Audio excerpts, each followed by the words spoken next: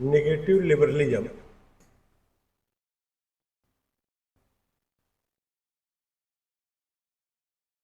Means minimum interfere of the state।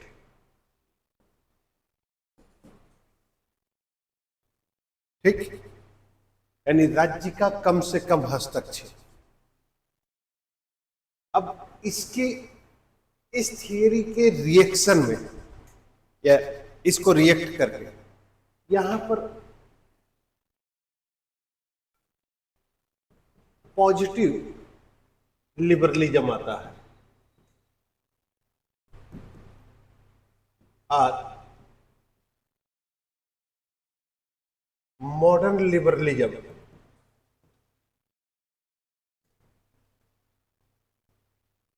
और welfare state.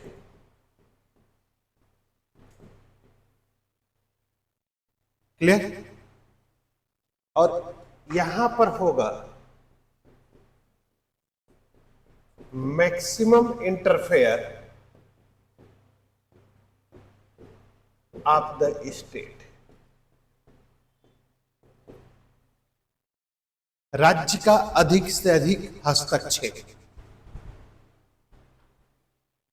ठीक है, अब राज्य का अधिक से अधिक हस्तक्षेप का मतलब कि सोशल वेलफेयर के एरिया में यानी जनता की कल्याण में सरकार अधिक से अधिक कार्यों को अपने आप पार्टिसिपेट करती, भागीदार बनाती है। ठीक, अब पिछली क्लास में मैंने बताया था कि निगेटिव लिबरलिज्म का जो इम्पैक्ट था वह मैन एंड हिज लिबर्टी के स्थान पर मैन एंड हिज एक्सप्लॉयटेशन हो गया। क्लियर? क्योंकि liberty equal to absence of controlling,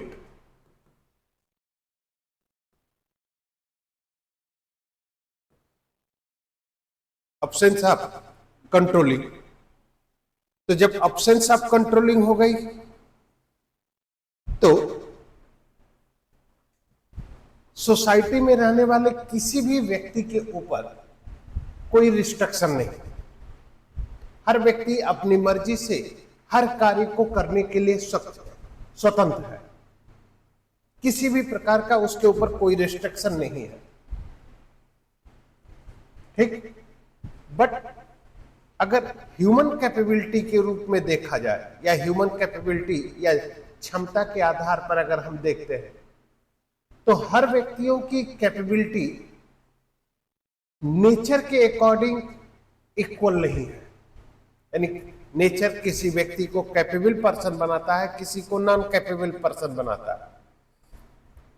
अब जब कैपेबल और नॉन कैपेबल पर्सन की पोजीशन आती है तो स्टेट द्वारा जो पोजीशन दी जा रही है उस पोजीशन को ग्रहण करने की क्षमता। इसलिए हम स्टार्टिंग में ही दिखाए कि लिबरल डेमोक्रेटिक सिस्टम द्वारा जो प्रोवाइड कंडीशन दी जा रही है उस कंडीशन को ग्रहण करने की क्षमता सभी व्यक्तियों में एक समान नहीं थी। कुछ लोगों ने इस स्थिति को एक्सेप्ट कर लिया और जब इस स्थिति को एक्सेप्ट कर लिया तो उसका मैक्सिमम यूटिलाइजेशन करके अपने आप को डेवलप कर दिया। और कुछ लोग जो स्टेट द्वारा पोजीशन दी जा रही है,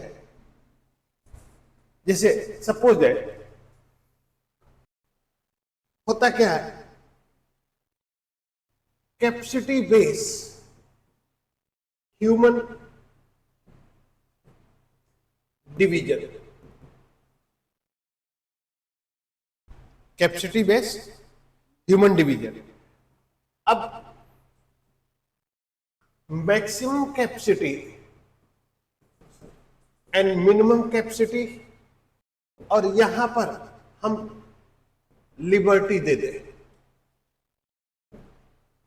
और liberty is equal to absence of controlling, absence of controlling। अब इस रिजल्ट का इंपैक्ट क्या होगा? ये कंडीशन है, ये आपको कार्य करने की एक पोजीशन दी जा रही है, ठीक है?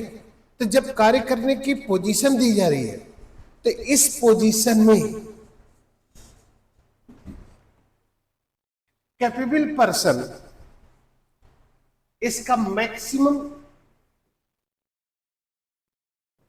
यूटिलाइजेशन करेगा,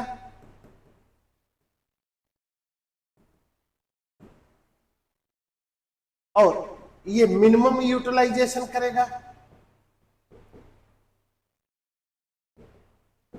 तो ये मिनिमम डेवलपमेंट होगा और ये मैक्सिमम डेवलपमेंट होगा। तो लिबरल डेमोक्रेटिक सिस्टम सोसाइटी में अनइक्वलिटी को खत्म करने के जगह पर अनइक्वलिटी को क्या कर रहा है? बढ़ा रहा है। जैसे जस्ट लाइक एक सबसे इंपॉर्टेंट एग्जांपल में, एक टीचर क्लास में सभी लड़कों को एक साथ पढ़ाता है, लेकिन कुछ स्टूडेंट के ग्रहण करने की क्षमता ज्यादा होती है और कुछ में बहुत कम। जैसे मंत्री परिषद के बारे में इसकी पोजीशन है, ठीक है? तो उसी में अब इसकी पोजीशन का इंपैक्ट क्या हो जाता है कि जब वैल्यूएशन होता है या जब स्थिति हो जाती है, तो उससे अब इसी को लेकर पूंजीवादी आइडियोलॉजी या पूंजीवाद का जो कंसेप्ट है, वह पूंजीवाद का कंसेप्ट है कि अगर नेचर अनइक्वल बना रही है, नेचर अनइक्वलिटी को प्रमोट कर रही है, तो स्टेट कौन होता है जो अनइक्वलिटी को खत्म करे? इसलिए पूंजीवादी विचारधारा स्टेट के इस अवधारणा को एक्सेप्ट नहीं करता है, लेकिन वहीं पर मार्क्सवादी विचारक या मार्क्सवादी स्थितियां जो है वह ज्यादा से ज्यादा इंपॉर्टेंट दे रही है, ठीक है? चलिए इसमें लिखिए सोशल वेलफेयर। हाँ, कंसेप्ट ऑफ सोशल वेलफेयर आप लोग नोट करते रहिएगा, मैं यहां पर बोल रहा हूं। कल्याणकारी राज्य शासन की वह अवधारणा है जिसमें राज्य नागरिकों के सामाजिक व आर्थिक हितों के संरक्षण में महत्वपूर्ण भूमिका का निर्वाह करता है। सामाजिक व आर्थिक हितों के संरक्षण में महत्वपूर्ण भूमिका का निर्वाह करता है। कल्याणकारी राज्य अवसरों की समानता और अतार्किक विषमताओं की समाप्ति, संसाधनों के समान वितरण तथा सार्वजनिक उत्तरदायित्व के सिद्धांत पर आधारित होता है। सार्वजनिक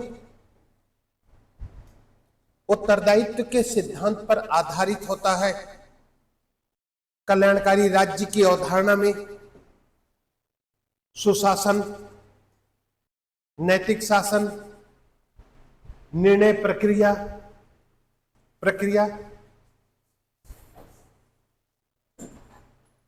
वितरण मूलक न्याय, अवसर की समानता आदि शामिल होते हैं। पैराग्राफ चेंज कर दो। पूंजीवाद के प्रतिक्रिया स्वरूप कल्याणकारी राज्य का, पूंजीवाद के प्रतिक्रिया स्वरूप कल्याणकारी राज्य का स्वरूप विकसित हुआ। पूंजीवाद की प्रतिक्रिया स्वरूप विकसित हुआ। काम के अधिक घंटे और अमानवीय दशाएं, बच्चों और महिलाओं का शोषण, मलिन बस्तियों के विकास, मलिन बस्तियों का विकास, स्वच्छ जल की अनुपलब्धता,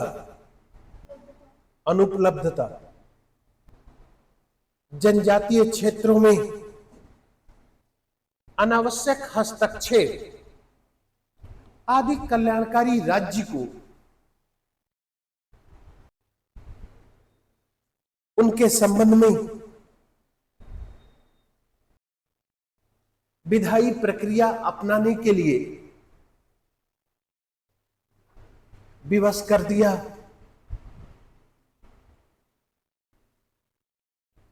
द्वितीय विश्व युद्ध के पश्चात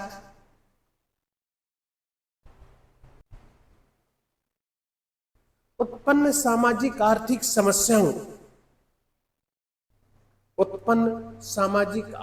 समस्याओं के समाधान हेतु राज्य का हस्तक्षेप आवश्यक हो गया। तेज गति से औद्योगिकरण, शहरीकरण तथा अनेक सामाजिक राजनीतिक समस्याओं ने राज्य को व्यक्तिगत क्रियाकलापों में हस्तक्षेप करने के लिए विवश कर दिया। 1929 की उत्थान का समर्थन करता है। इसके लिए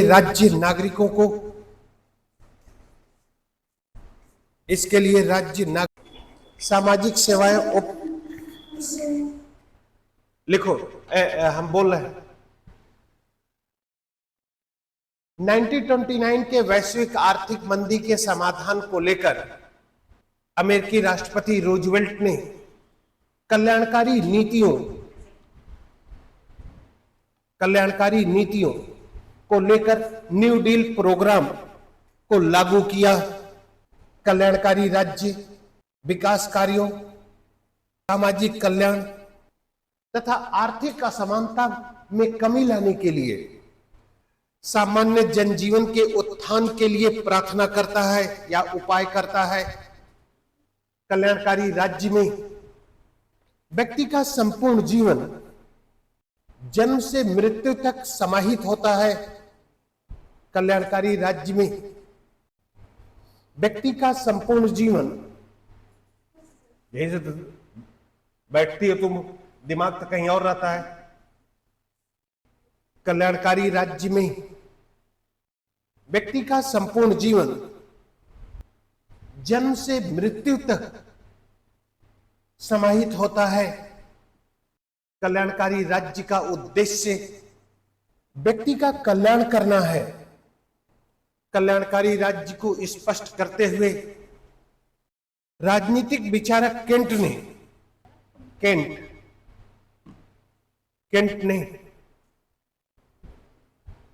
यह विचार दिया कि ऐसा राज्य जो अपने नागरिकों को व्यापक आधार पर सार्वजनिक सेवाएं उपलब्ध कराता है। कल्याणकारी राज्य केवल व्यक्तियों के कार्यों को विनियमित नहीं करता, बल्कि सभी आवश्यक वस्तुओं और सेवा में ऐसे प्रावधान करता है कि लाभ का वितरण लोगों को आवश्यकता के अनुसार हो। इसलिए कल्याणकारी राज्य को सेवा राज्य भी कहा जाता है। ठीक, पैराग्राफ चेंज कर दीजिए, हेडिंग डाल दीजिए philosophical approach of social justice, approaches of social justice कर देते, यानी सामाजिक न्याय का दार्शनिक दृष्टिकोण।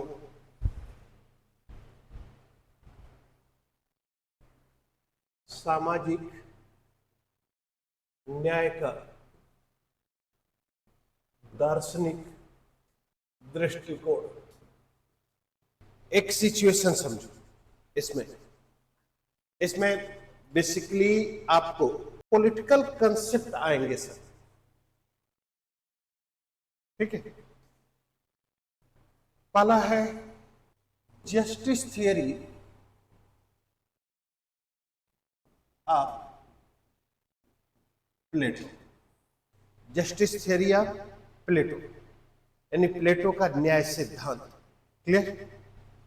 बेसिक कंसेप्ट है इसका 427 बीसी से लेकर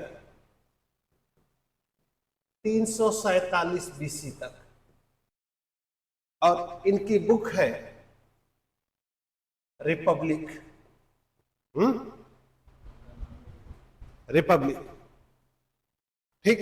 और इस बुक के का सब टाइटल है जस्टिस इक्वल टू, यानी means Republic is the justice based book. Clear? Republic का ऑब्जेक्ट होगा आइडियल स्टेट, आदर्श राज्य। और इस किताब के लिखने का जो मेथड है वह है dialogue system. Dialogue system equal to संवाद शैली, एनिमीज की बातचीत। प्लेटो के सामने प्रॉब्लम क्या है, यानी क्योंकि प्लेटो है क्या, प्लेटो ग्रीक पॉलिटिकल फिलॉसफर है। ग्रीक पॉलिटिकल फिलॉसफर है, एनिमीज के राजनीतिक दार्शनिक। प्रॉब्लम क्या है प्लेटो के सामने? Moral decline of man, means व्यक्ति का नैतिक पतन। व्यक्ति का नैतिक पतन, ठीक। और नैतिक पतन का जो रीजन है वह है difference between merit and work. Difference between merit and work, यानी मीन्स कार्य व गुण के मध्य विभेद। प्लेटो का ऑब्जेक्ट होगा, प्लेटो का ऑब्जेक्ट है मोरल डेवलपमेंट ऑफ मैन। और इसके लिए मोरल डेवलपमेंट ऑफ मैन, इसके लिए उन्होंने नो डिफरेंस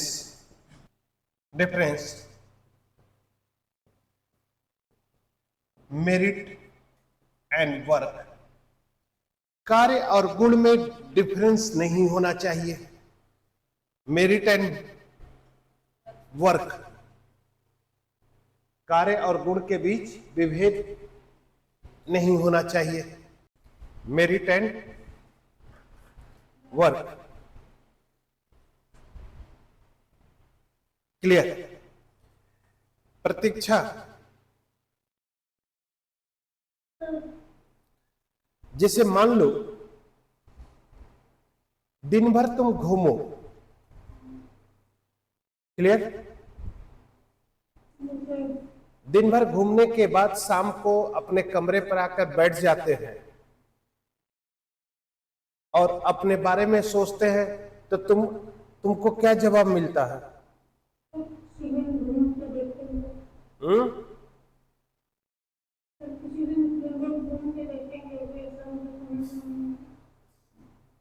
किसी दिन घूम के देखेंगे तो, यानी प्रैक्टिकल करेंगे तब पता चलेगा ना। सुनो, दिन भर घूमने के बाद शाम को अपने कमरे में, रुक जाओ, महक क्या जवाब मिलता है?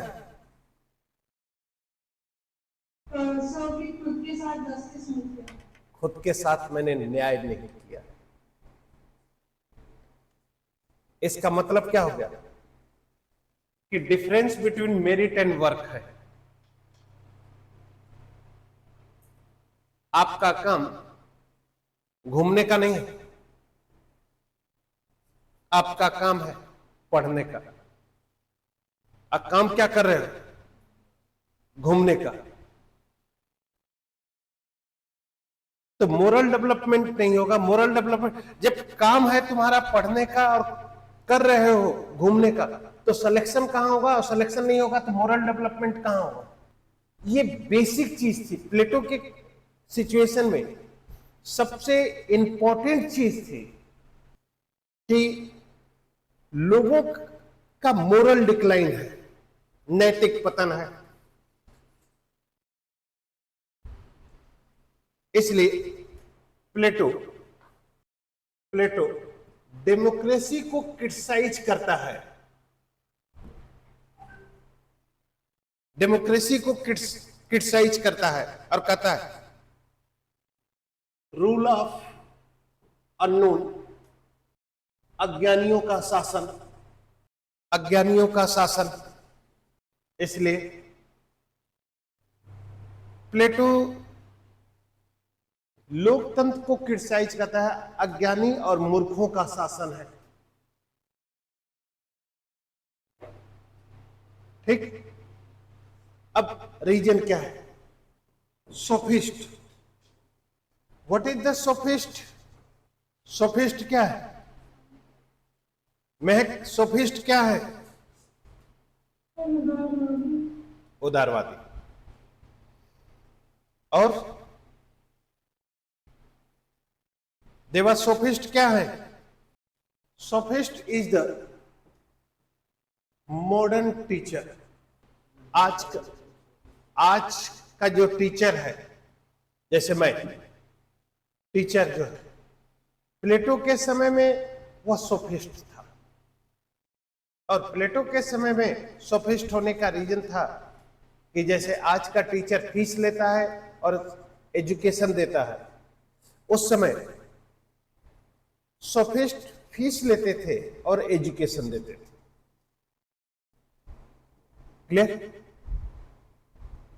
अब सोचिएगा कि फीस लेते हैं और एजुकेशन देते हैं, तो क्या सोसाइटी में फीस पेड करने की कैपेबिलिटी सभी लोगों के पास है? नहीं। इसका मतलब कि सोसाइटी में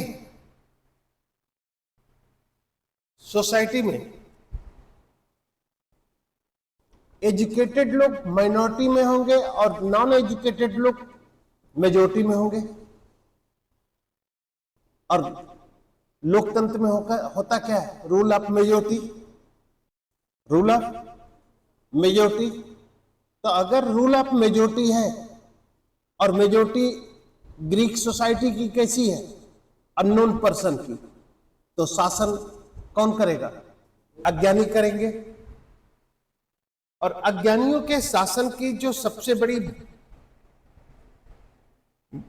जो कैरेक्टर है वह यह है कि अननोन पर्सन या अज्ञानी व्यक्ति जब भी शासन करेगा वह शासन यानी मीन्स कि अज्ञानियों का जो शासन है, यह जब भी शासन करेंगे, ये सोशल इंटरेस्ट में ना करके इंडिविजुअल इंटरेस्ट में करेंगे। यानी मीन्स कि शासन सामाजिक हित में ना होकर व्यक्तिगत हित में। जस्ट लाइक प्रेजेंट टाइम में अगर हम बात करें तो इन लोगों का जो शासन है, ये इंडिविजुअल इंटरेस्ट में नहीं है, बल्कि इनके शासन का जो पर्पज है वो सोशल इंटरेस्ट में है, सामाजिक हित। इसलिए अगर सामाजिक हित में शासन करना है, सामाजिक हित की स्थिति को लेकर अगर हम शासन कर रहे हैं, तो वह स्थिति हमेशा लोगों की। लेकिन पोजीशन है क्या? पोजीशन ये है कि प्लेटो के समय में, यानी मीन्स आज से 25 ईयर्स पहले, 100 ईयर्स पहले की बात है।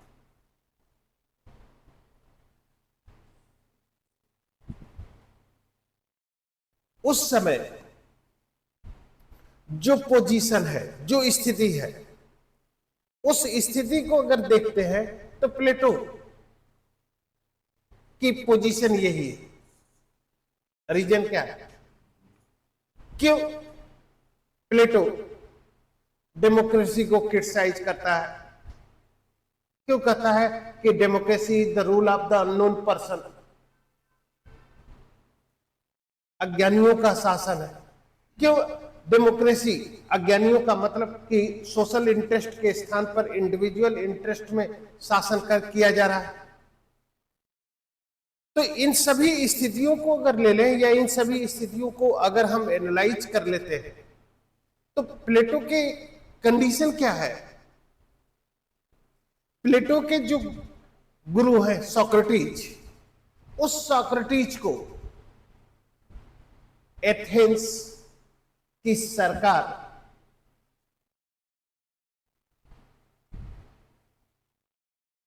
विष का प्याला पीने के लिए विवश कर दिया, यानी मीन्स फांसी की सजा दे दी। और आरोप ब्लेम क्या लगा था कि एथेंस के जो यंगस्टर हैं, एथेंस के जो युवा हैं, उन युवाओं को शिक्षित करने का काम सोक्रेटिस कर रहे हैं। शासन को लगता है कि अगर एथेंस के युवाओं को एजुकेट करने का काम अगर सोक्रेटिस कर रहे हैं, तो इसका मतलब कि एथेंस के यंगस्टर को शासन के विरुद्ध खड़ा किया जा रहा है। और उस सिचुएशन में उन्होंने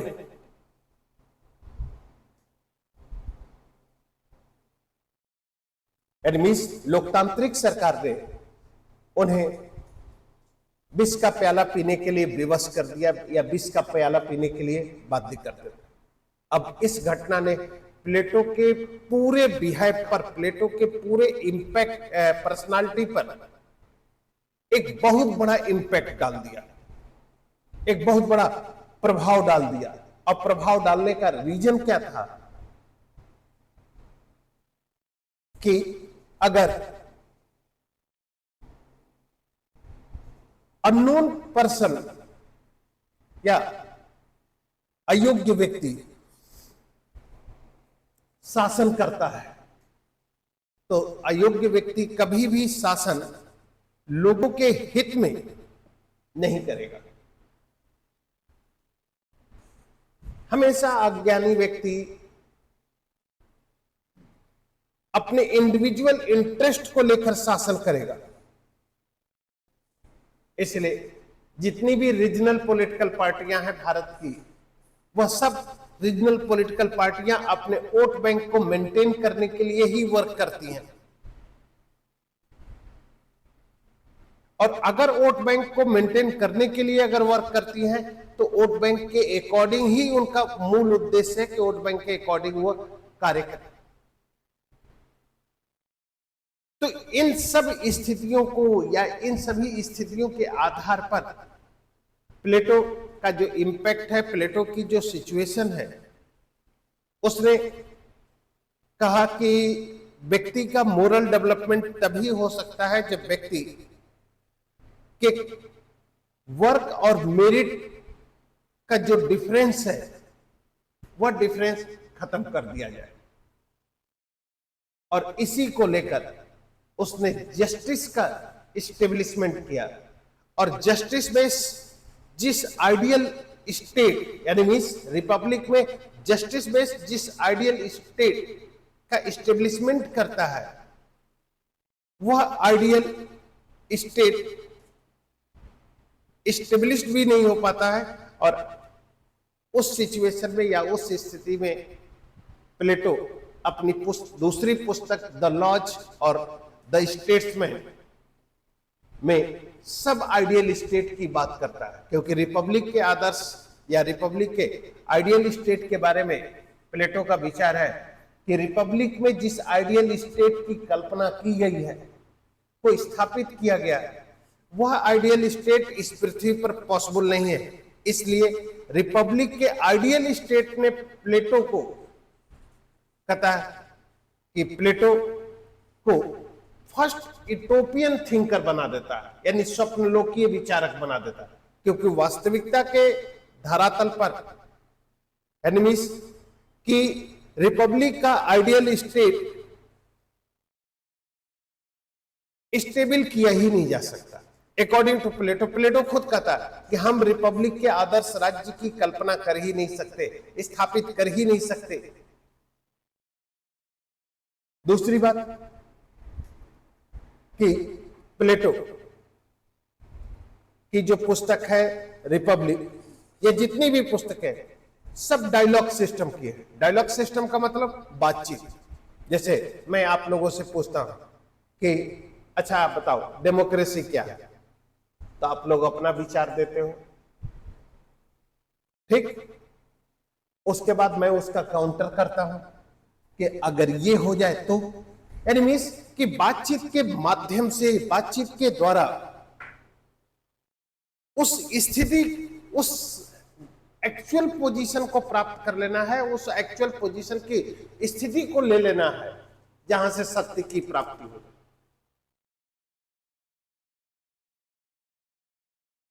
इसलिए प्लेटो रिपब्लिक बेस्ड जिस आइडियल स्टेट को स्टेबल करना चाहता है, जिस आइडियल स्टेट को स्थापित करने का प्रयास करता है, वह आइडियल स्टेट रिपब्लिक की जो सब टाइटल है जस्टिस, उस पर डिपेंड है, ठीक। अब प्लेटो के समय में प्लेटो की जो पोजीशन है, प्लेटो की जो स्थिति है, उस समय तीन थॉट चल रहे हैं। यानी एक है ट्रेडिशनल व्यू, दूसरा पावरफुल व्यू एंड तीसरा कॉन्टेक्ट व्यू। ट्रेडिशनल व्यू में जो सपोर्टर है वह ग्लाइकान एंड सिफालस है। ग्लाइकान नहीं, पोलीमार्कस एंड सिफालस है।